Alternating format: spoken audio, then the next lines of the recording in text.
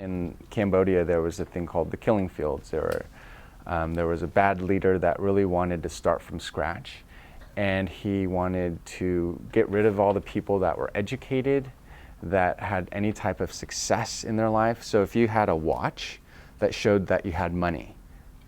So if you had glasses, that showed that you could read. So they would get rid of all these people in Cambodia. So really interesting fact. My parents kind of knew that moving forward.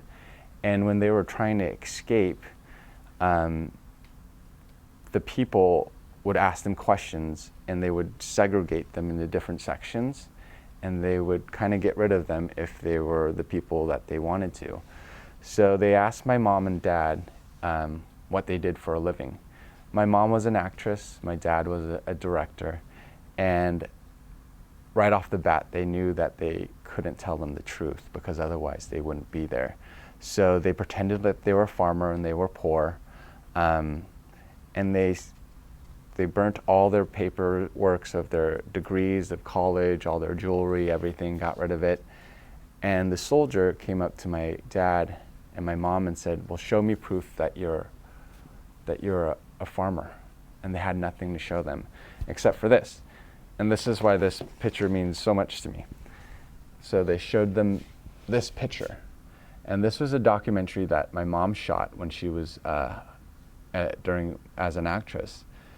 But she said, see, I'm a farmer. And so she lied to the soldiers and told them that they were farmers, and they got away with it. So we were able to escape because of this picture, which is pretty crazy. So I didn't choose to come here. We were sponsored by the Red Cross, and we came to Santa Rosa, California because of the war. And that's why I'm here now. So I was a little bit younger than you guys. I'm thinking maybe 6 or 7 or so. And I remember it was the day before Halloween. And you know how you guys go on your Halloween march around the school? Well, growing up, I didn't have a lot of money. We came from Cambodia and we were really, really poor. We came here with $0 in our pockets and not a lot of food or any type of clothing. And I remember not being able to take that walk with the costume during Halloween. So I was kind of sad. Did that walk, wore just regular clothes. Everybody else was in costumes. And when I got into the car that day, my dad picked me up and he goes, let's go to the store. And I was like, why are we going to the store? And we go to the Halloween shop and he says, pick out a costume, any costume that you want. And this is the day before Halloween. And I was so excited to pick out a costume.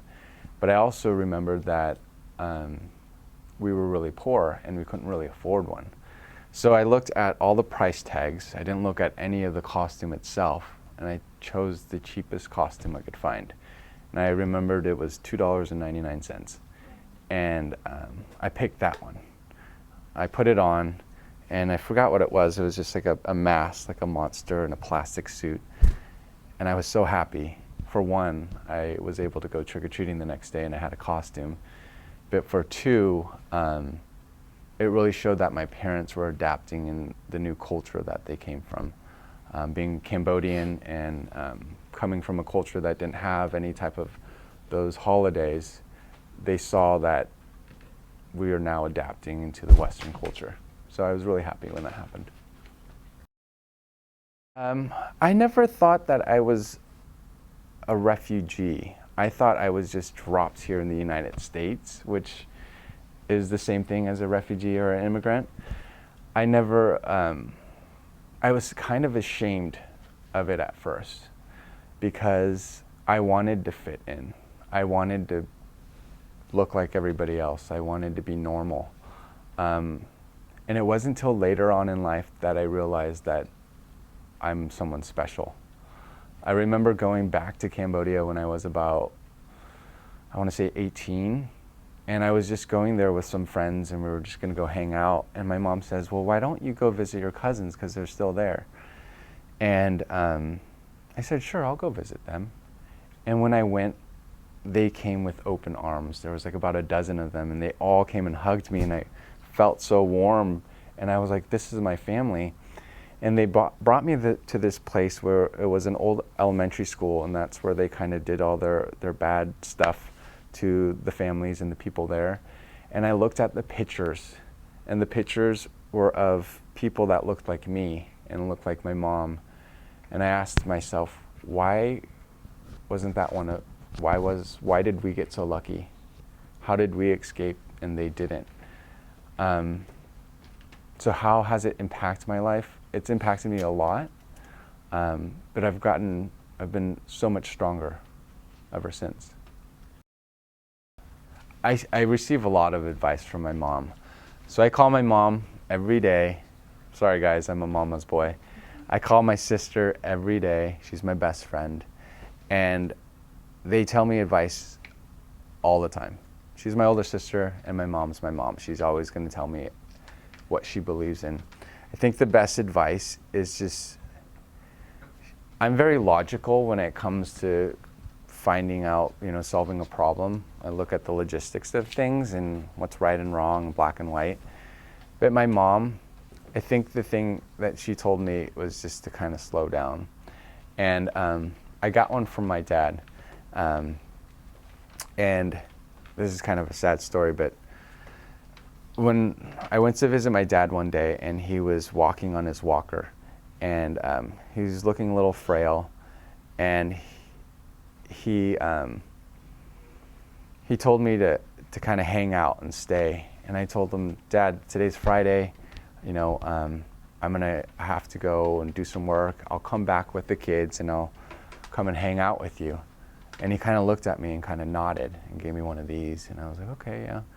So I picked up the kids after school that day, and I brought him the tennis balls to put on his walker so it's, so we could stop better.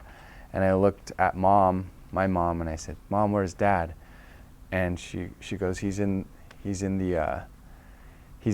his room. So I walked in his room, and he was sleeping. So I kind of nudged him, and he didn't wake up. And his last thing that he told me was, just stay and visit. And he never tells me that. So I actually have it here. Just stay and visit was a reminder to kind of stop and smell the roses, because my dad has always been that guy who's just go, go, go. But I should have known when he said, hey, just stay and visit for a while. And I unfortunately had so many things going on with work, and I had to go pick up the kids and all that stuff.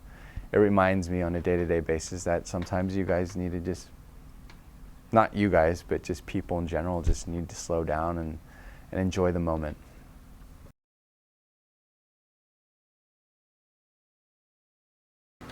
Hi, my name is Ford Georges. Hi, my name is Yishuan Xia. Hi, my name is Madeline Steinman.